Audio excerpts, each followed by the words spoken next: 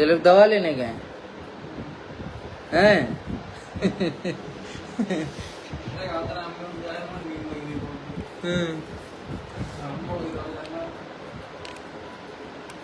चलो भाइयों, इसको शेयर कर दो थोड़ा सा सब लोग। नमस्ते भाई विकास वर्मा भाई, नमस्कार।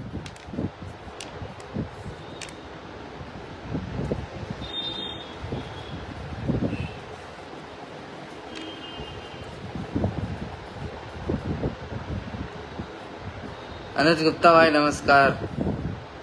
अखिलेश शर्मा नमस्कार।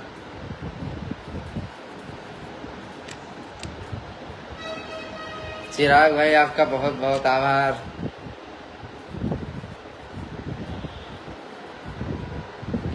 चलो मैं अपनी बात रखता हूँ। कोई आज विशेष लाइव तो है नहीं। कुछ चीजें पहले सर्वप्रथम सभी साथियों को नमस्कार। आप लोग पहले कोई एक लोग कमेंट कर दो, क्या मेरी आवाज आ रही है? शिवम भाई नमस्कार। शिवम भाई कमेंट कर दो, क्या मेरी आवाज आ रही है? शिवम भाई कमेंट कर दो, क्या मेरी आवाज आ रही है? हाँ चलिए ठीक, ओके, धन्यवाद बड़े भाई। हाँ ठीक ठीक विकास भाई। देखिए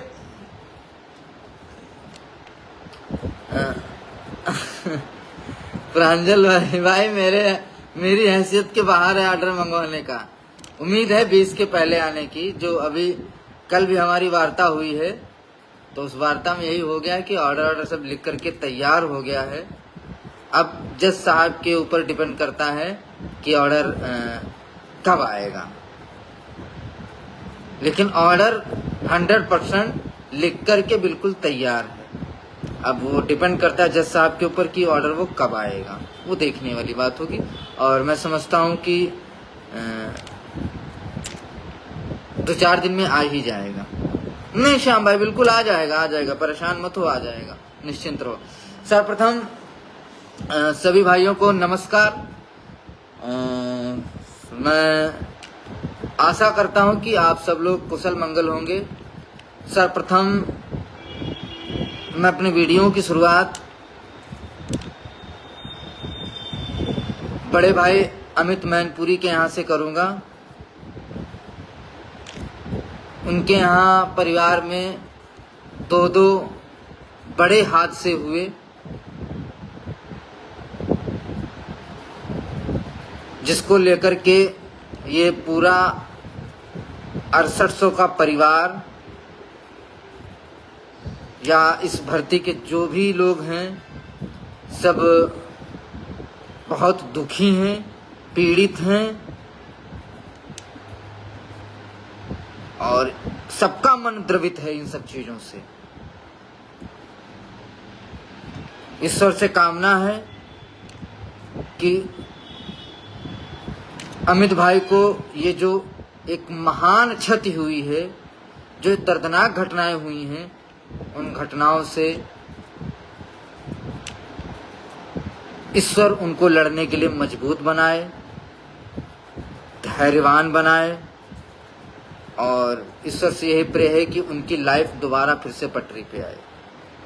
अब साथियों बात करते हैं कि पिछले 2-4 दिनों से सोशल मीडिया पर बहुत उथल पुथल का माहौल है। जैसे कि आप लोगों ने देखा कि मेरे खिलाफ एक लीगल नोटिस भी जारी की गई, जिसको लेकर के मैंने सोशल मीडिया पर शेयर भी किया था। मैं समझता हूं कि ये इस 69,000 भर्ती की नई परिपाटी की शुरुआत हुई है। और उसी को ध्यान में रखते हुए मेरे पास अनगिनत फोन आए एक दिन में कि मैं फोन उठा के परेशान हो गया। इतना ज़्यादा मेरे पास फोन आए।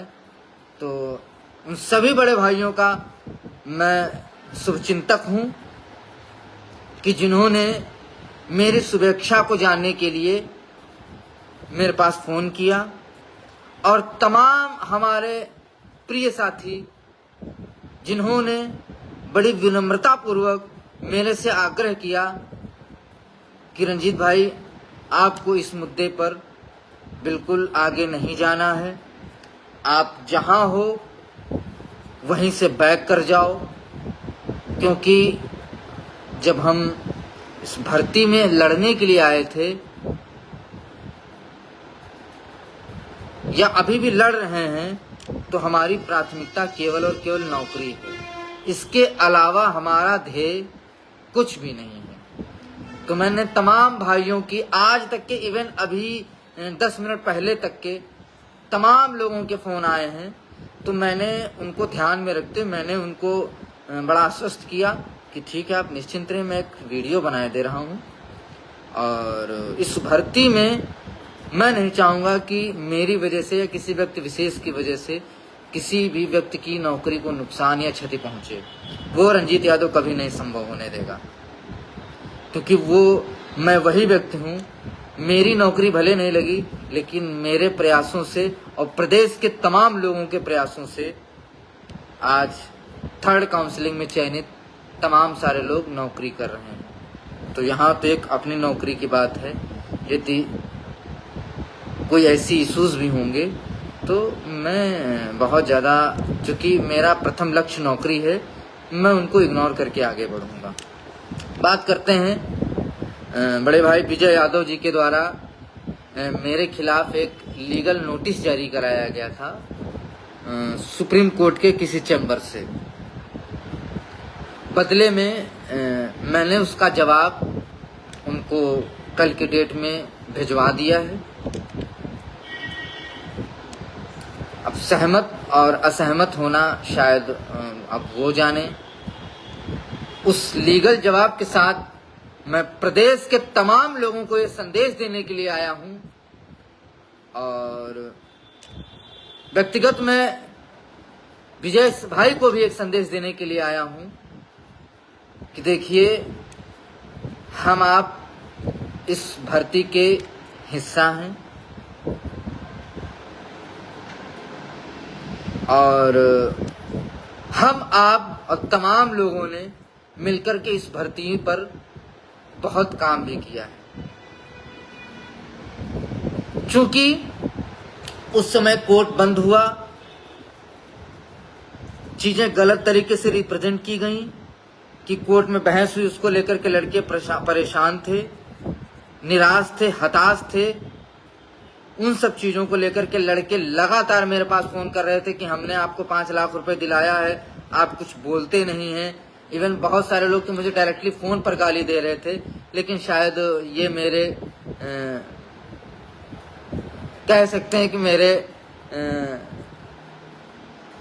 नेचर में नहीं है कि मैं किसी भाई की कुंठा को या उसकी परेशानी को लीगल नोटिस के तौर पर उसके घर भेजाऊं। तो उन्हीं को ध्यान में रखते हुए मैंने एक लाइव बनाया था और उन सब चीज़ों को ध्यान में रखते हुए मैंने लाइव बनाया और लाइव में जाने अनजाने में शायद मुझसे कुछ मैं एक्सेप्ट करता हूँ किसी के, हालांकि मेरे संस्कार ऐसे नहीं हैं क्योंकि मैं अवध क्षेत्र का रहने वाला हूँ, लखनऊ के अवध क्षेत्र में। और चूंकि अवध क्षेत्र की जो लखनवी भाषा है, यहाँ पर जो आम बोलचाल की भाषा है, उसमें कभी कभी हम आपस में जब 4 मित्र या जो लोग भी बैठते हैं तो वल्गर भाषाओं का यूज़ हो जाता है।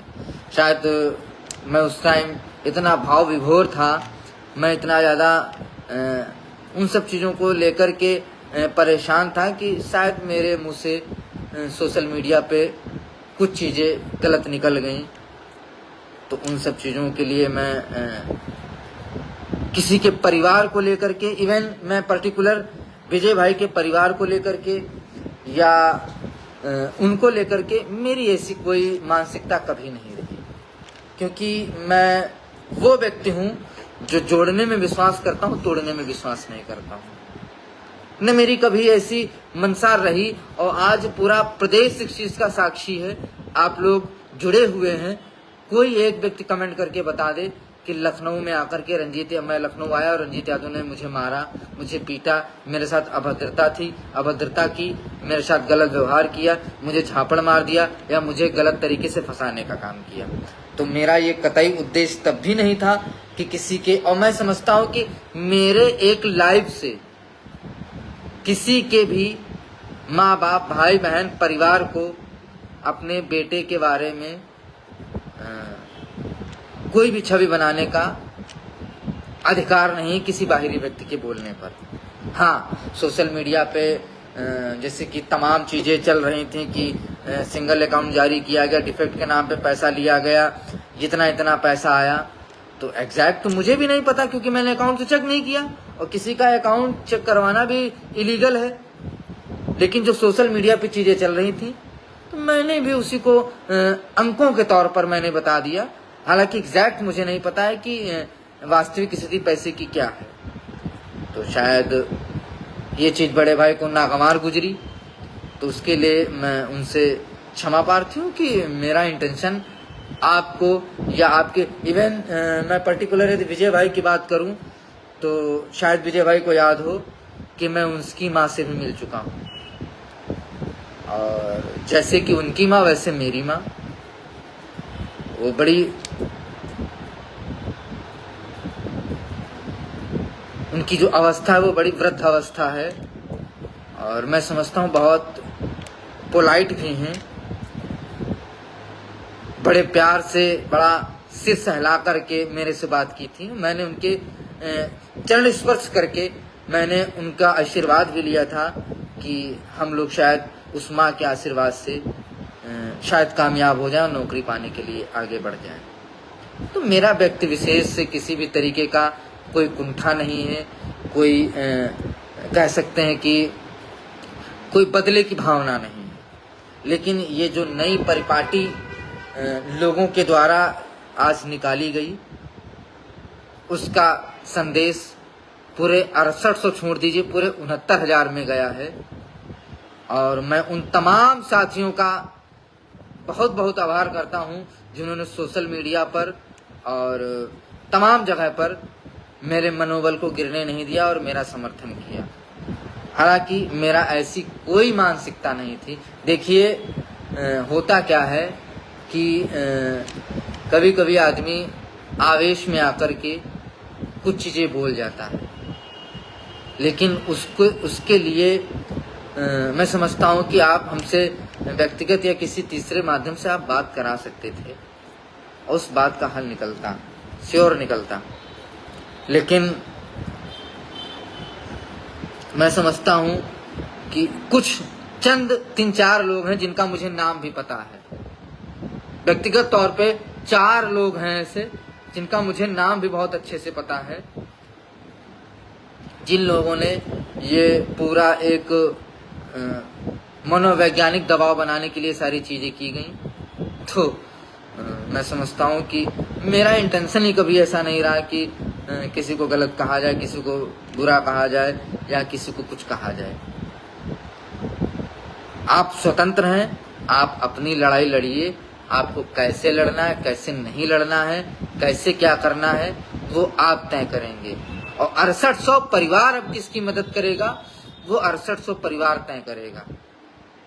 ये न हम तय करने वाले हैं, न कोई तय करने वाला है। लेकिन हाँ, कुछ लोगों ने या कुछ लोगों के इशारे पर जो ये काम किए गए, जिसकी शायद किसी को भी, इवन प्रदेश के किसी भी अभ्यर्थी को इसकी अपेक्षा नहीं थी। मानते हैं कि वो लोग वैसे थे, अरे मैं आपका छोटा भाई था, आपके साथ मैंने काम किया है, सालों साल के रिश्ते थे। जब कोई जमानत के लिए नहीं मिल पाया तो मैंने आकर के कहा कि मैं जमानत लूंगा। मैंने तो अपनी परिपाटी नहीं चेंज की, मेरे अंदर तो कोई बदले की भावना नहीं थी। और जिनके इशारे पर ये सारे काम हो रहे हैं, जब जमानत लेने का काम आया तो सब अपने अपने घर चले गए थे। रंजीत यादव, रवि यादव, चंदन यादव, तमाम लोगों ने आकर के आपकी उस मुश्किल घड़ी में साथ दिया और आपका जमानत लेने का काम किया। तो बहुत सारी चीज़ें होती हैं जो भाव विवेश में मैंने शायद लाइव में बोल दिया हूँ, तो उस चीज़ के लिए मैं अपने बड़े भाइयों से क्षमा प्रार्थी हूँ। और मैं समझता हूँ कि वो इन सब चीज़ों को अब आगे नहीं बढ़ाएंगे, क्योंकि हमारा और आपका उद्देश्य प्रथम नौकरी है, इसके अलावा कुछ नहीं। हाँ, इतना ज़रूर मैं कहूँगा, सच और गलत का जो भी एक दायरा है उसका इंसाफ अब समय करेगा, क्योंकि एक सच को सच साबित करने में मैं समझता हूं कि लोगों की सदियां बीत जाती हैं, और जो एक झूठ और षड्यंत्र रचा जाता है वो बड़ा ही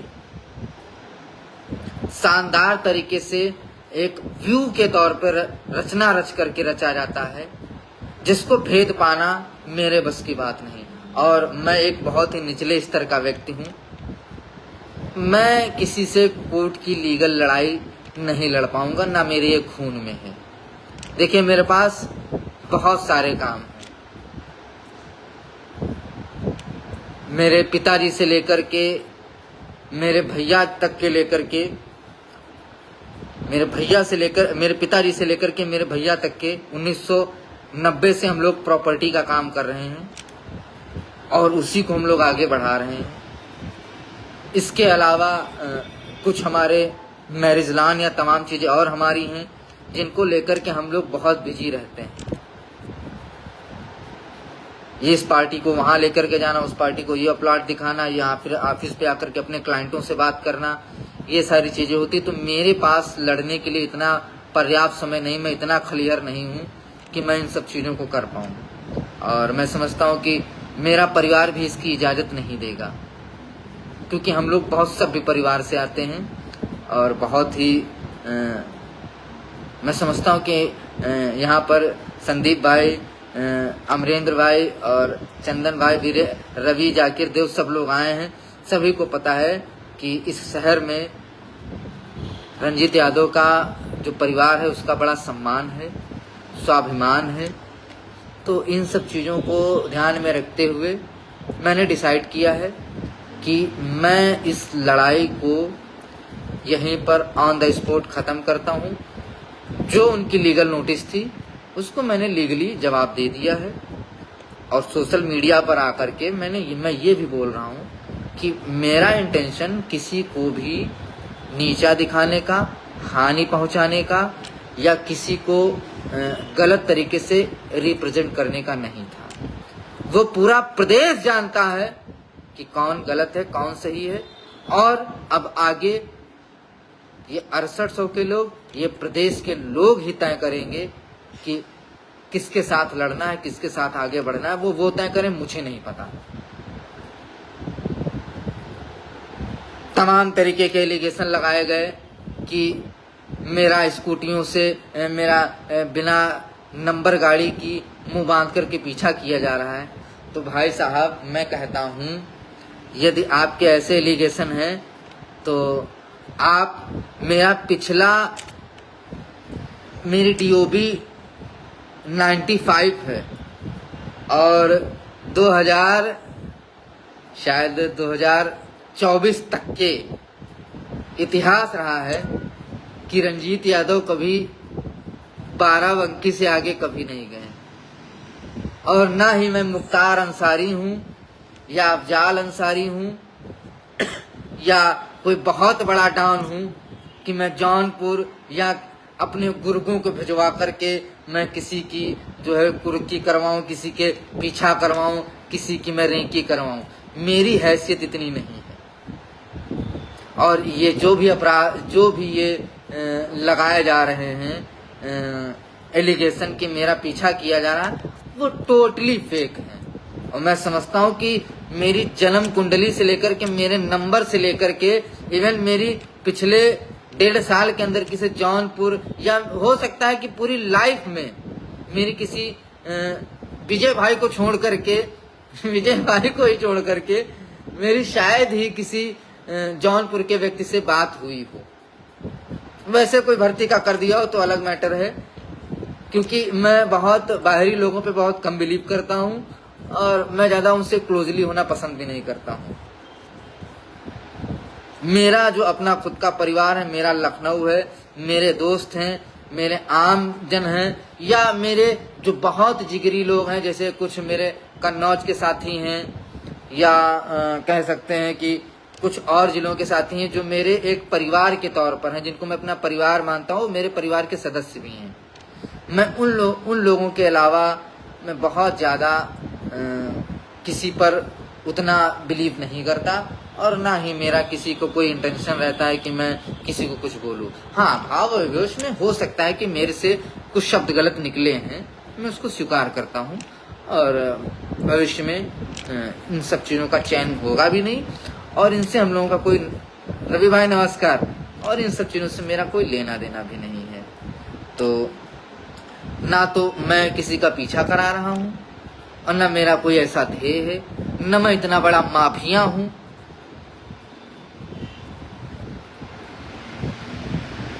मैं तो समझता हूँ कि लोग तय करेंगे कि किसके ऊपर कितने मुकदमे हैं और कौन माफिया है कौन माफिया नहीं। मैं माफिया नहीं, तो मेरा कभी इंटेंशन नहीं है कि मैं किसी का पीछा कराऊं।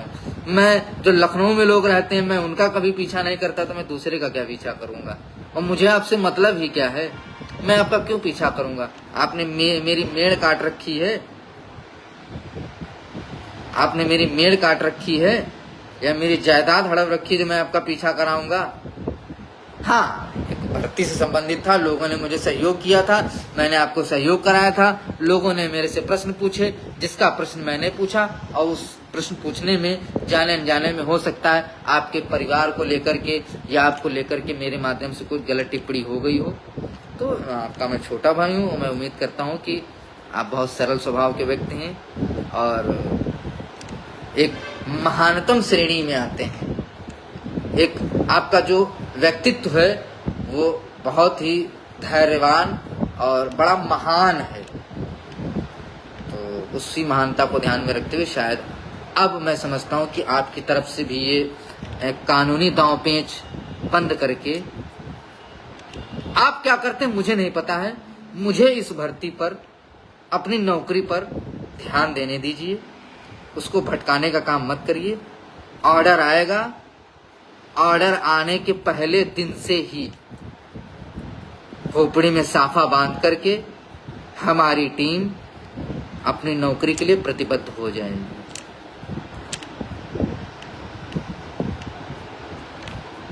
और एक चीज और मैं बता दूं, निकट भविष्य क्या, मैं समझता हूं कि जीवन पर्यंत मेरा आपसे कोई किसी तरीके का कोई लेना देना नहीं है।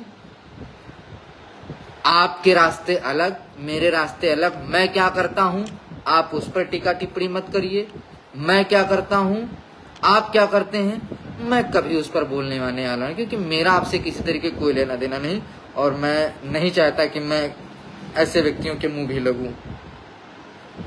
आपका क्या विचार है, आप क्या करना चाहते हैं, वो आप जाने।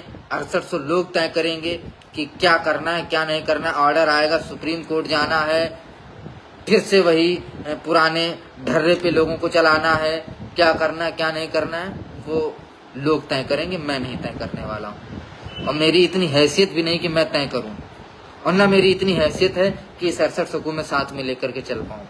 मेरी हैसियत इतनी है कि मैं अपनी नौकरी के लिए जीवन पर्यंत लड़ते रहेंगे, और ये कंधे इतने मजबूत हैं कि झुकेंगे नहीं, नौकरी के लिए लड़ते ही रहेंगे। कुलदीप भाई बिल्कुल स्वस्थ हैं, मस्त हैं। तो ये सारी चीजें जो प्रकरण थी, मैं समझता हूँ कि मैंने जवाब दे दिया है, और शायद मुझे ये भी जानकारी मिली कि आप उस जवाब से असंतुष्ट थे, तो मैंने उसको लाइव में भी आकर के बता दिया कि आप बड़े भाई हो।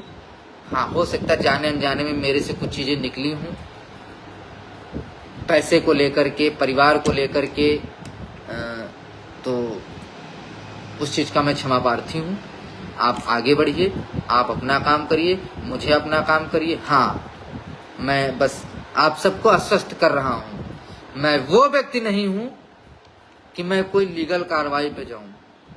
मैं वो व्यक्ति हूं, यदि इस प्रदेश का या मेरे शहर का कोई भी व्यक्ति सामने से आकर के रंजीत के ऊपर वार करेगा तो उसकी मृत्यु निश्चित है। वो कोई भी हो, सामने से आकर के वार करेगा, मुझे घेरने का काम करेगा, तो यदि वो लखनऊ में रहा तो स्थितियां बद से बदतर हो जाएंगी, किसी के लिए भी हो। लेकिन मैं समझता हूं कि इन सब चीजों का दौर ही क्यों आए। आप अपने तरीके से लड़ाई लड़िए, हम अपने तरीके से लड़ाई लड़े। हमारा निकट भविष्य में आपसे कोई लेना देना नहीं, आपका हमारे से कोई लेना देना ना हो, बात खत्म। आप अपना देखो, आप हमने अपना देखा। और जो मैंने कुछ एक शब्द जाने अनजाने में आवेश में आकर के बोले, मैं उस चीज के लिए आपसे माफी मांगता हूँ। निकट भविष्य में मेरे से ऐसी गलतियां नहीं होंगी। आप अपना देखो, हमें अपना देखने दो।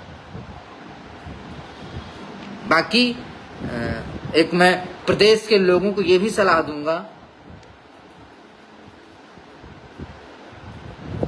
कि कुछ लोग हमारी भर्ती में ऐसे भी हैं जो अपने माँ बाप को, भाई बहन को गाली देते हैं, जिनकी, फिर मैं कहूंगा कि रंजीत फिर वही बोल रहे हैं,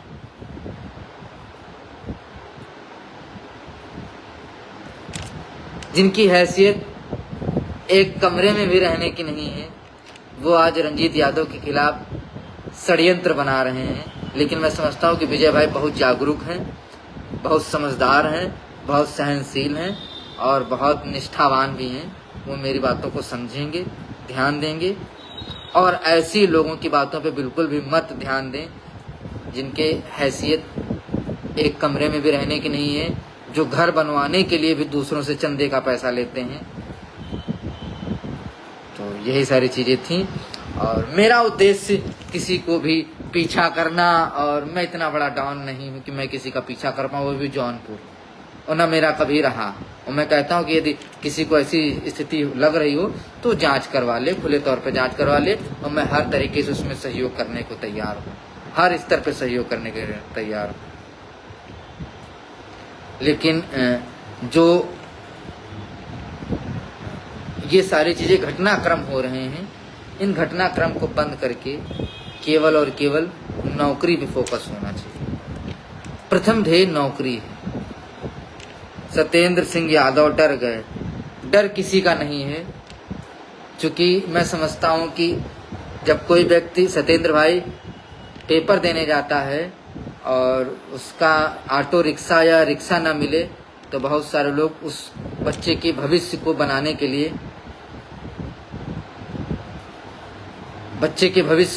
लिए, अनजान लोग उसको उसके सेंटर तक के छोड़ देते हैं।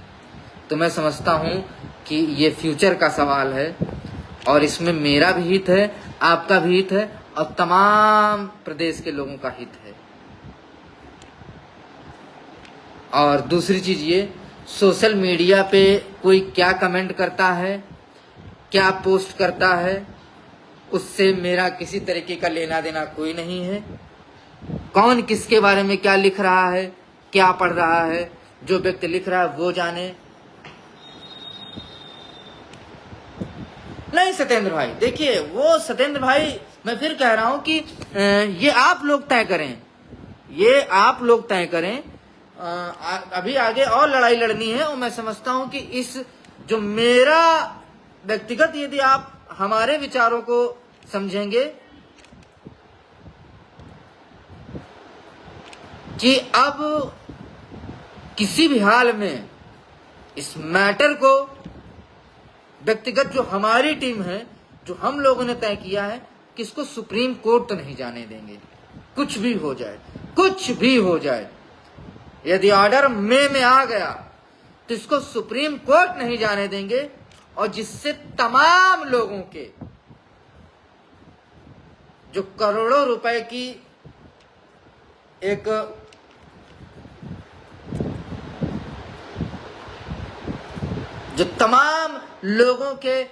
करोड़ों रुपए के एक प्लान बनाया गया था कि इस तरीके से फिर से सारी चीजें करना है, तो उस पर तो हम लोग मुखर होकर के बोलेंगे, क्योंकि नौकरी हमारी है और इसको हम सुप्रीम कोर्ट नहीं जाने देंगे।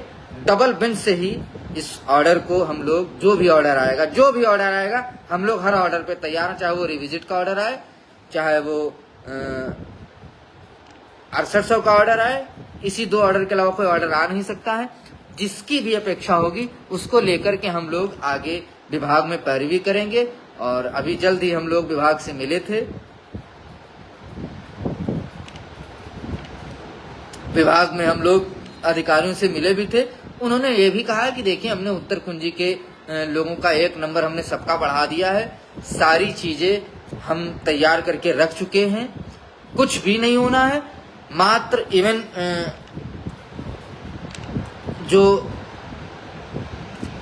अभी के डायरेक्टर हैं उनसे जब मेरी बातचीत हुई तो उन्होंने स्पष्ट कहा कि हमारी तरफ से सारी चीजें तैयार हैं, तुम्हारी भर्ती के अलावा 6800 भर्ती के अलावा 12,460 को भी हम लोग विद्यालय आवंटन के बारे में हम लोग सुप्रीम कोर्ट में पैरवी कर रहे हैं।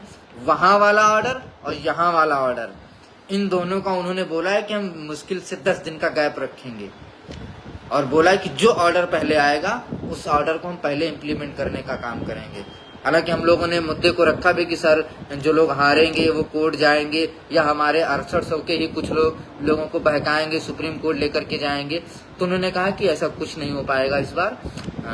बहुत स्मूथली इस बार विभाग, चूंकि माननीय शिक्षा मंत्री का भी आदेश है कि जो भी ऑर्डर आए उसको इम्प्लीमेंट करना है, उस पर आगे बढ़ना है, और जो बेरोजगार लोग हैं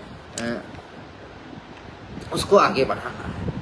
उन्होंने खुद बोला है कि जो भी ऑर्डर आए, चाहे वो रिविजिट का ऑर्डर आए, अप्रॉक्स, अब मैं एग्जैक्ट नहीं बता पाऊंगा, लेकिन जिस तरीके की बहस हुई है, शायद जो मेरे पुराने वक्तव्य हैं वही सही होने जा रहे हैं, ऐसा मेरा पॉइंट ऑफ व्यू कहता है। और जो मैंने एडवोकेट से बात की है, जो माननीय बसीन साहब के जूनियर हैं, मैंने जो उनसे बात की, उनके अकॉर्डिंग यही लग रहा है जो मेरे पुराने कभी वक्तव्य रहे होंगे उसी के अकॉर्डिंग ऑर्डर आएगा, और उसी को लेकर के हम लोग आगे बढ़ेंगे, और इस नौकरी को लेकर के हम लोग केवल और केवल कैसे नौकरी मिले इसके लिए प्रयास करेंगे। बस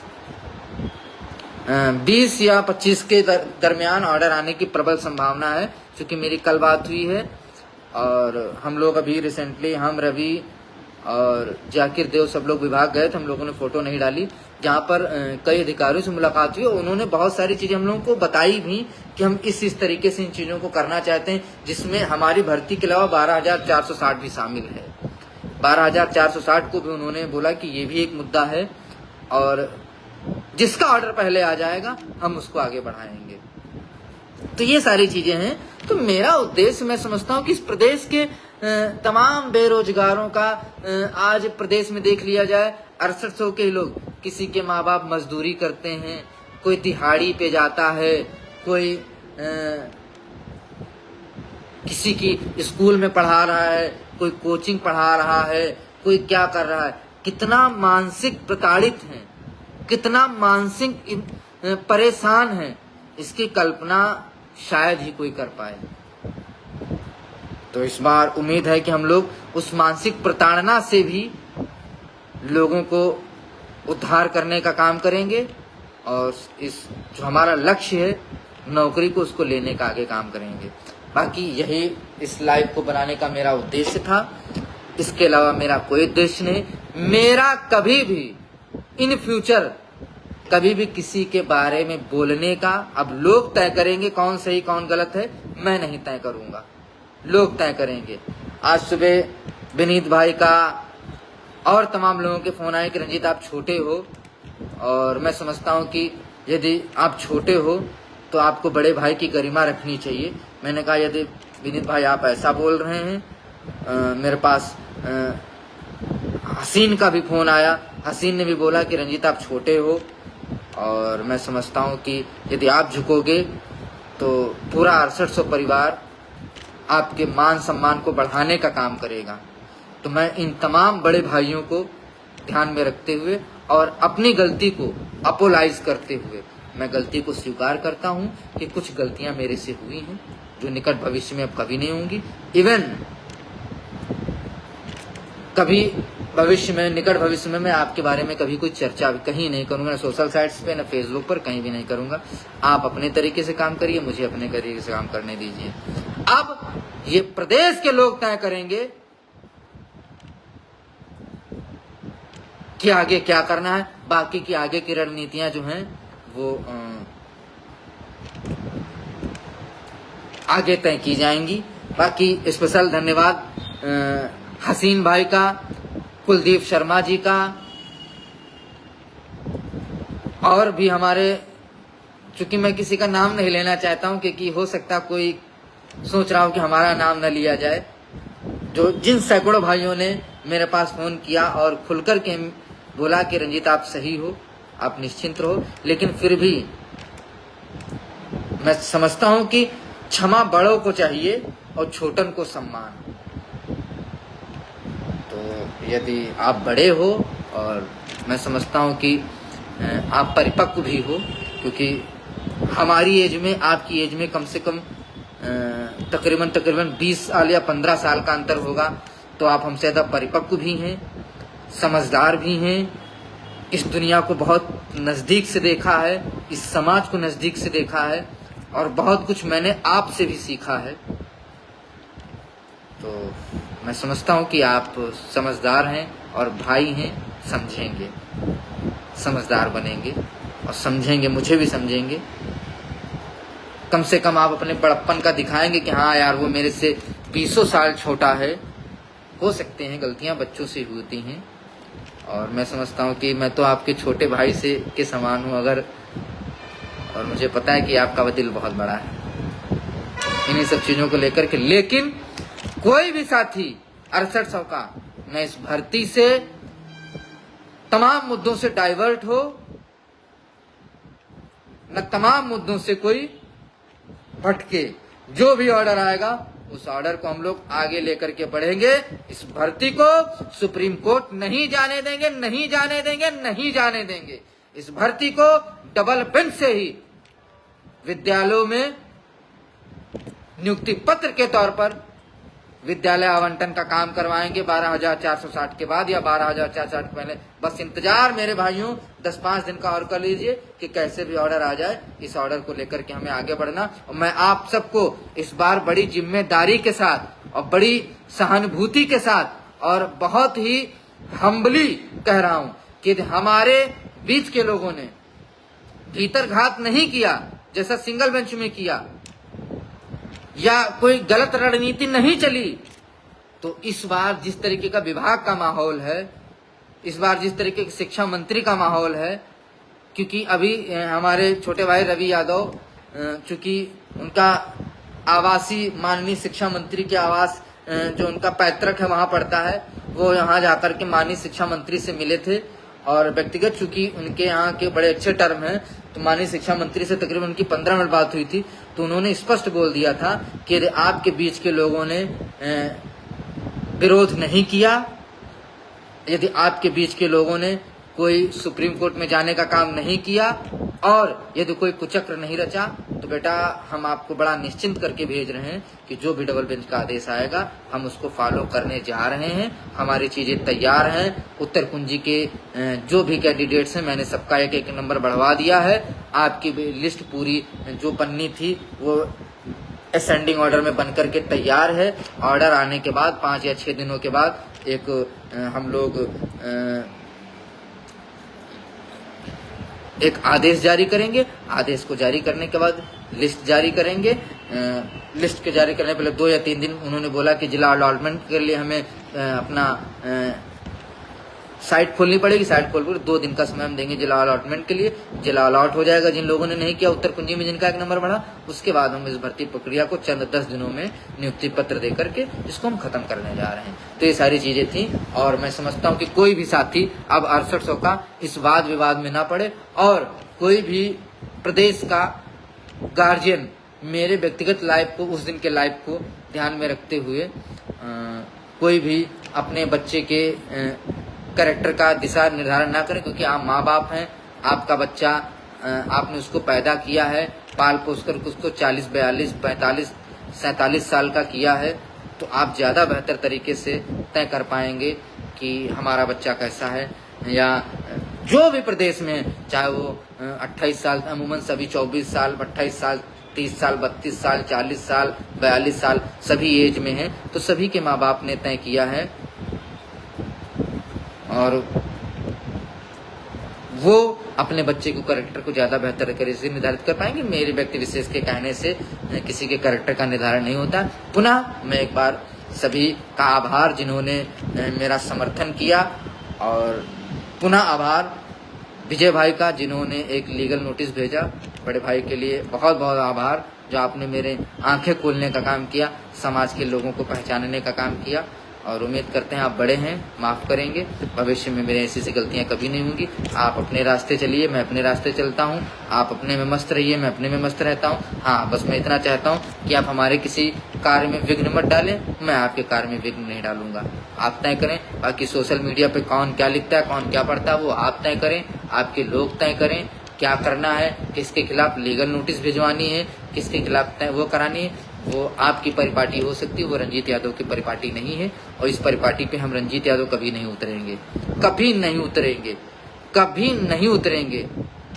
सामने से कोई वार करेगा तो उसका जवाब उसको दिया जाएगा, लेकिन यदि कोई व्यक्ति आवेश में आकर या कोई व्यक्ति अपनी नौकरी को खिन्नता के तौर पर मुझे पैसा दिया हो और कुछ आकर के बोल जाए तो उसके खिलाफ मैं लीगल नोटिस जारी करा दूं, तो ये परिपाटी रंजीत यादव कभी नहीं अपनी स्तर से चालू करेंगे, क्योंकि ये मेरे संस्कारों में नहीं है किसी को परेशान करना। भाई किसी ने पैसा दिया है, किसी ने इस भर्ती में अपना जीवन खपा दिया है, 4 साल 5 साल का गोल्डन पीरियड खपा दिया है, तो यदि मैं फ्रंट पे आकर के लीड कर रहा हूँ तो लोग मुझसे पूछेंगे, उनको मुझे जवाब देना पड़ेगा। लोगों ने मुझे पैसा दिया, जवाब देना पड़ेगा।